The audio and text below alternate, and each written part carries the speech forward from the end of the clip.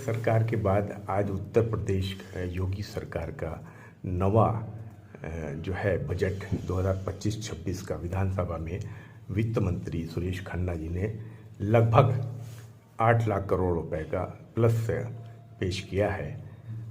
तो जो कि अगर देखें सर तो पिछले बजट से 1 लाख करोड़ ज़्यादा है। तो सर आप कर्मचारी नेता हैं, आप इस बजट को किस तरह से देख रहे हैं और आपके कर्मचारियों को के हित में इसमें क्या क्या है? जहां तक बजट में कर्मचारियों के लिए है, बजट से पहले मैंने वित्त मंत्री जी को कर्मचारियों से संबंधित कुछ सुझाव दिए थे जो बजट में शामिल किए जाने चाहिए थे। उनमें से काफी सुझावों को तो इन्होंने टेकअप ही नहीं किया है। जैसे हमने कहा था कि कर्मचारियों की व्यवस्था आय आप 62 वर्ष कर दीजिए, उसको इन्होंने विचार नहीं किया। संविदा कर्मियों के नियमितीकरण की बात कही थी, उस पर भी इन्होंने विचार नहीं किया। पुरानी पेंशन के बारे में विकल्प खोलने या यूनिफाइड पेंशन स्कीम को संशोधित करने की बात की थी, उस पर भी इन्होंने विचार नहीं किया।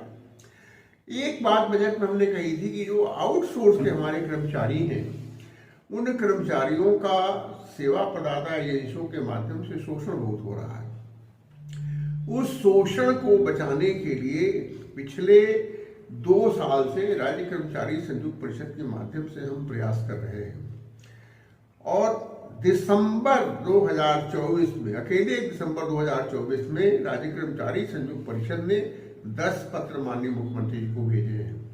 उसके बाद जनवरी में भी भेजे हैं, फरवरी में भेजे। लगभग हर महीने, हर 15 दिन में एक पत्र आउटसोर्स कर्मचारियों के लिए हम भेज रहे हैं। आउटसोर्स कर्मचारियों को 5,000, 6,000, 8,000, 10,000 का मानदेय मिलना उनका शोषण चरम पर है और इतने में उनका परिवार या किसी भी तरह से गुजारा नहीं हो सकता है। हमने कहा था कि इनको न्यूनतम इनका मानदेय तय किया जाना चाहिए। इस पर मुख्यमंत्री जी सहमत भी हैं और जब 2 जनवरी को हमारी बात माननीय मुख्यमंत्री से हुई थी, मुख्यमंत्री जी ने कहा सरकार इसको बिल्कुल मानती है कि आउटसोर्स कर्मचारियों को जीने लायक मानदेय मिलना चाहिए। और आज मैं जब माननीय मुख्यमंत्री जी की ब्रीफिंग देख रहा था बजट के बाद, तो उन्होंने कहा कि सरकार ने ये निर्णय ले लिया है कि सरकार आउटसोर्स कर्मचारियों के लिए कम से कम 16,000 और 18,000 के बीच में मानदेय निर्धारित करेगी और आउटसोर्स कर्मचारियों को सेवा प्रदाता एजेंसियों की चंगुल से बचाने के लिए एक निगम की भी स्थापना की जाएगी और जो भी उनको अमाउंट मिलेगा, जो भी उनको मानदेय मिलेगा, सीधा उनके मानदेय उनके खाते में जाएगा। ये डिमांड राज्य कर्मचारी संयुक्त परिषद की थी।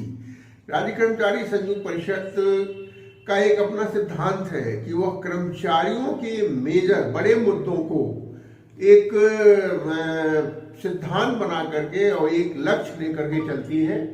पिछले साल हम लोगों ने संविदा कर्मचारियों को 7वां वेतनमान दिलाने का लक्ष्य लिया था, वो लक्ष्य हमने पूरा कराया।